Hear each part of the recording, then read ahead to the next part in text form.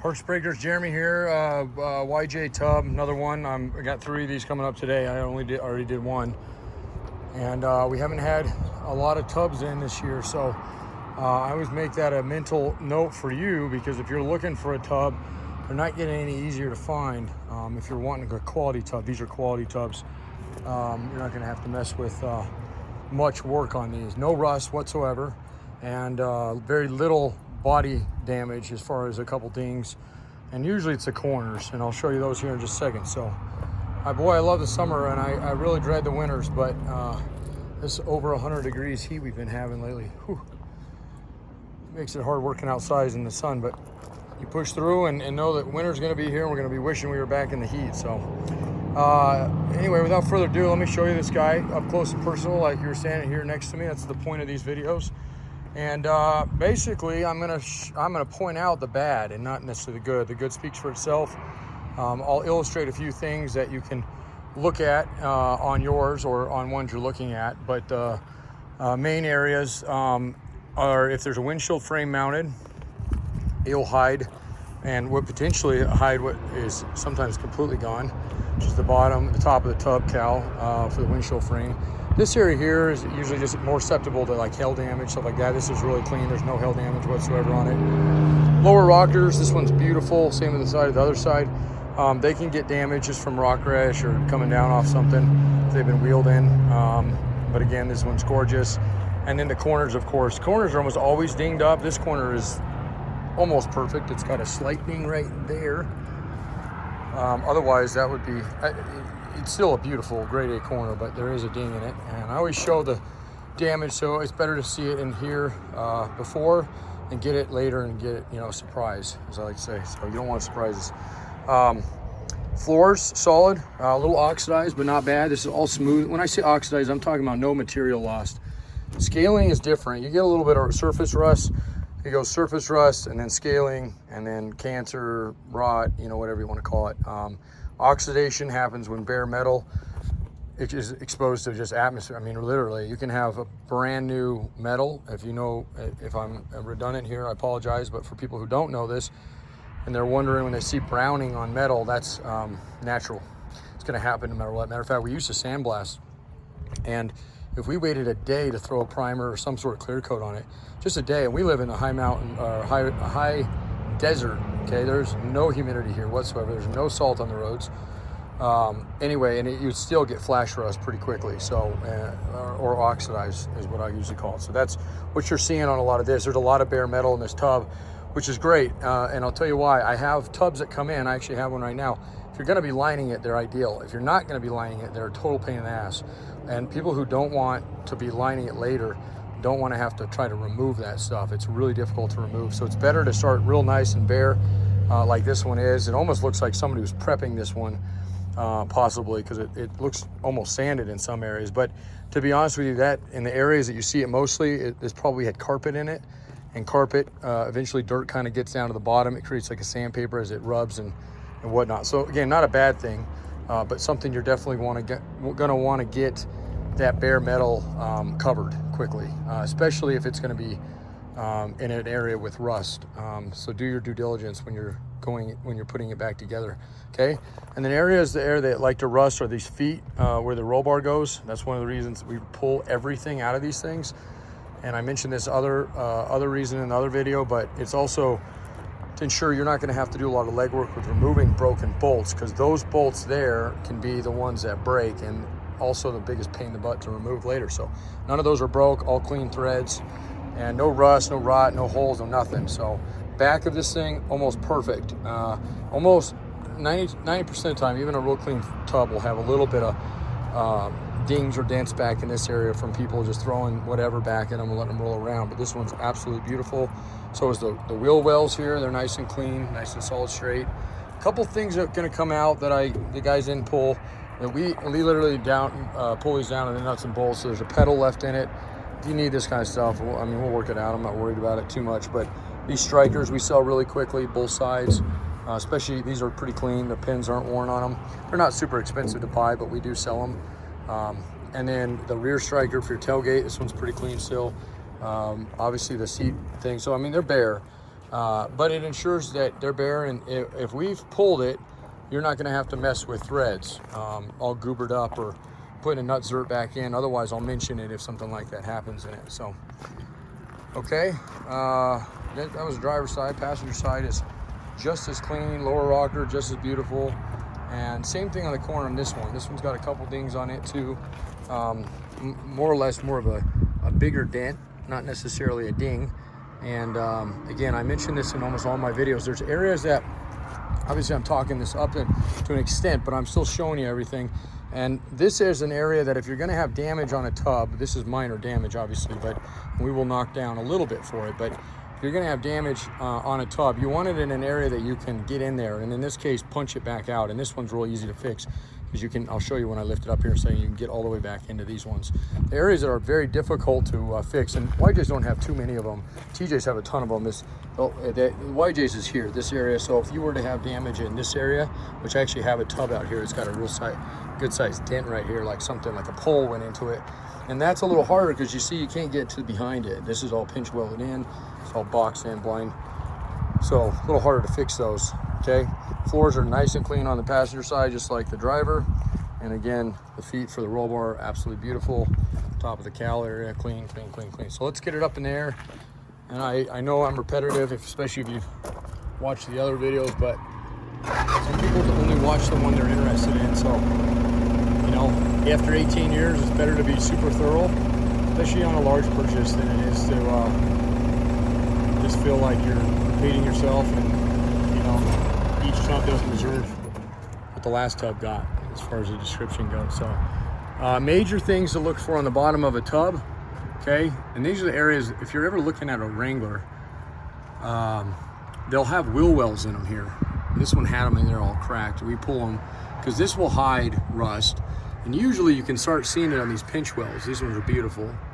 And then the other area that they love to rust out is here. So if you look into one, you can actually see this with the liners in them usually. This again is beautiful. There's not a bit of rust in it, but another very common area. If you're rusty here or here, you know, this is gonna mean you probably got holes somewhere in there. And this doesn't mean much, but it can be indication. I usually don't mess with them if they have anything here. A little bit of surface is okay, but it just depends how bad it's got. Usually if it's there, it's somewhere else. So starting with the right rear passenger torque pocket, that one's perfect. You can see the nice shiny threads in both of these. These ones, this is kind of an informative video as well. If you're wondering what they look like on the bottom or what, there's 11 in total, including the radiator up at the front. Body frame to body bushing bolts, okay? These two are the two that people miss. I even had employees miss them before. Go to lift them off the lift and kink the tub, so don't miss these two. If you're not using a lift, it's not, you'll figure it out, but if you are, you can damage the tub because they'll kink right there, okay? Nice clean threads. This is actually on the bottom of the torque pocket. 1, 2, again, nice clean threads there. You can see how beautiful these are. And then 3, this is the absolute easiest one to fix if you have to fix one. And that's because you can get your hand all the way up in here. You can see me, I'm moving it there. So, and these all float. So if you get your tub and you're like, I wonder why these are moving, they're supposed to. That's how it helps align it. So this had a little bit of insulation somebody put on it. And my guess is maybe heat. They had a problem with heat here. They do get a little warm, especially if you take the carpet out of them.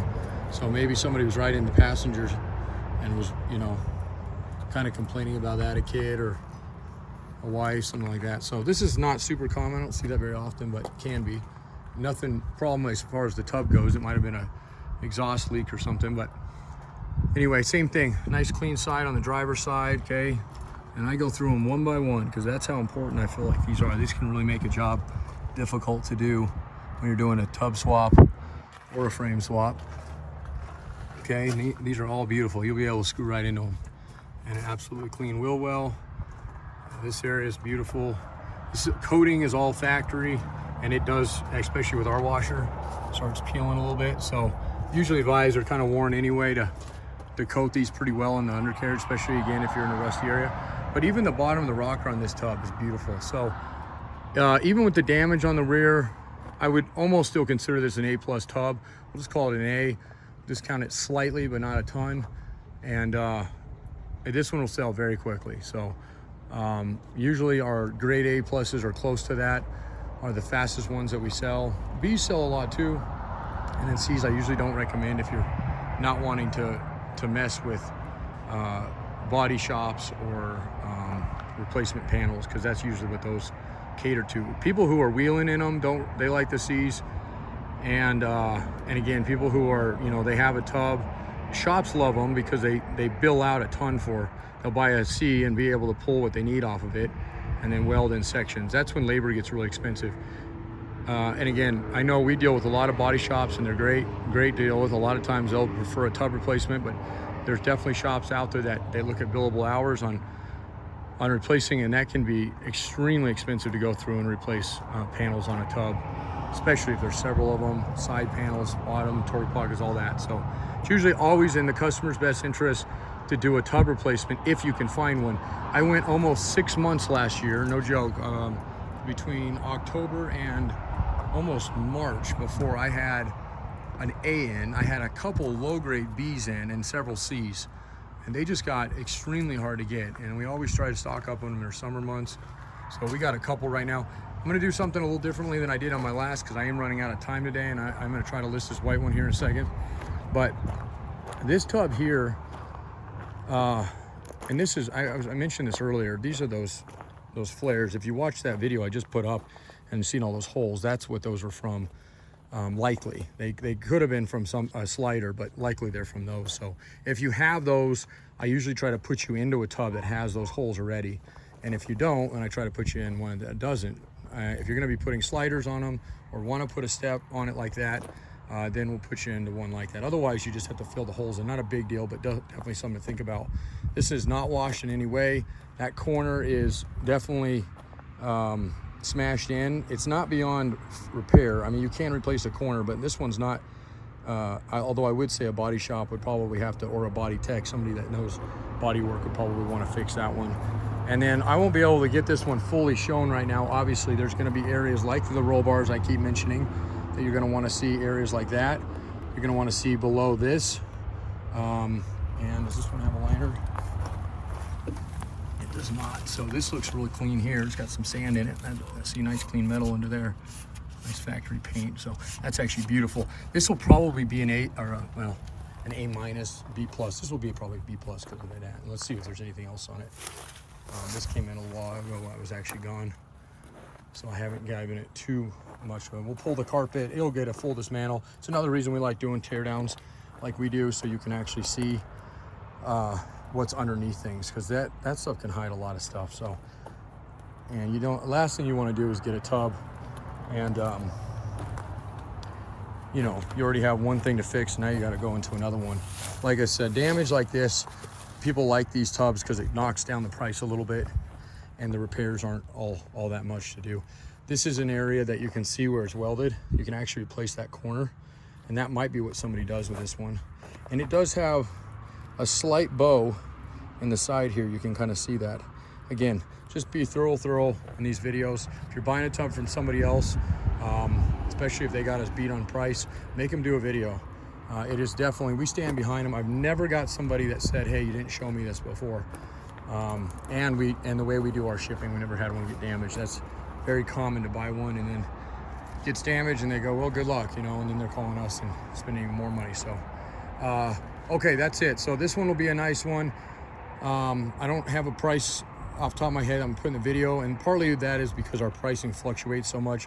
These tubs have gradually gone up and up and up. And that's a lot of because not only YJ's out there, but you can use these on CJ7 conversions with very little modifications. And they are way easier to source than a CJ7 tub and way cheaper. So keep that in mind if you're a CJ7 guy and you're looking for a tub. Don't discount doing a YJ replacement tub. They're better.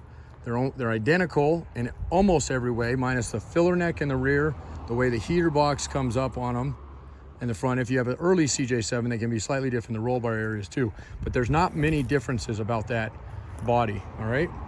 And then keep in mind the side steps there. And then I'm gonna list a white one here in a second. So thanks again, and I gotta get some photos of this guy, and then hopefully get this one done and wrapped up for the day.